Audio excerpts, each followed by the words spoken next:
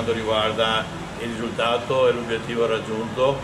il quale obiettivo era nell'intento della società fin dall'inizio. Strada facendo chiaramente ci siamo accorti che qualcosa non andava, abbiamo registrato un po' tutto e adesso accennare tutti i passaggi diventa un po' una storia, però gli sportivi nostri la conoscono tutti, disavventure di vario genere, comunque sta di fatto che poi tutto sommato abbiamo raggiunto quello che naturalmente speravamo in maniera gloriosa, perché devo essere onesti, il termine glorioso lo ribadisco in quanto 5 risultati consecutivi che ha portato ovviamente a questo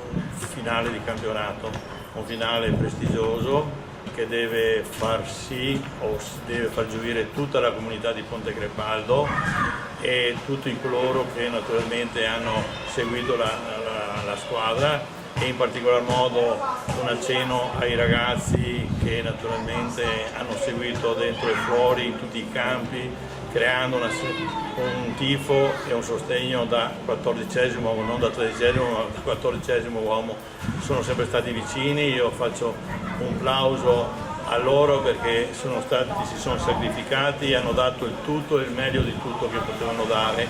E per ultima la conclusione di ieri sera è stata bellissima, hanno sfoggiato già in campo a Badoere, quando è arrivato il definitivo risultato, sono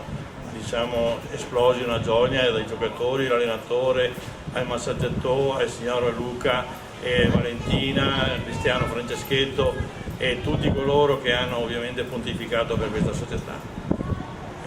Arrivati all'obiettivo adesso non mi resta altro che ringraziare tutti i miei collaboratori, i più stretti collaboratori, da Cristiano Franceschetto, direttore sportivo, a Reitano Lorenzo come responsabile marketing, e poi a Gianni Cecchi come segretario, e poi a Valentina, Luca Mazzon, naturalmente all'Emilia, e non per ultimo Manzini Enrico, che ha fatto con le sue riprese, ci ha sempre entusiasmato per tutto il campionato. Ma non c'è dubbio chiaramente che la conferma sarebbe prioritaria, però poi sarà qualcuno che magari ambirà a qualche categoria superiore, però insomma io sarei super soddisfatto se rimanesse una squadra del genere. Naturalmente la guida tecnica ovviamente qua ultimamente si è dimostrata una cosa favolosa, che bisogna dare ovviamente un attimo di felicità e un attimo di considerazione e di valutazione superlativa al nostro Mirko Geretto, al nostro mister Mirko Geretto, che ha condotto un finale di campionato lodevole. Noi stiamo per ringraziarlo perché chiaramente le vicende le conosciamo, giusto o sbagliato che sia, però adesso bisogna comunque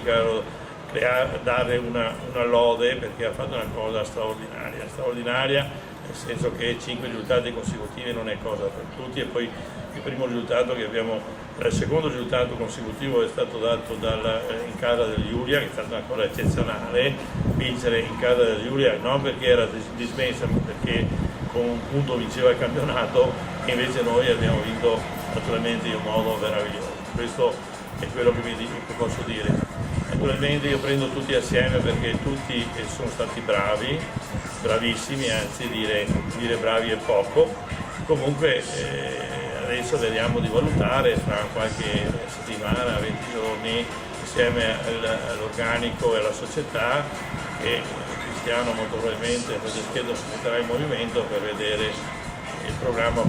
del prossimo anno, come sarà da attuarlo, come sarà da programmarlo, e quello che naturalmente auspico che venga ripetuto, magari in veste migliore, il prossimo anno del 2018-2019.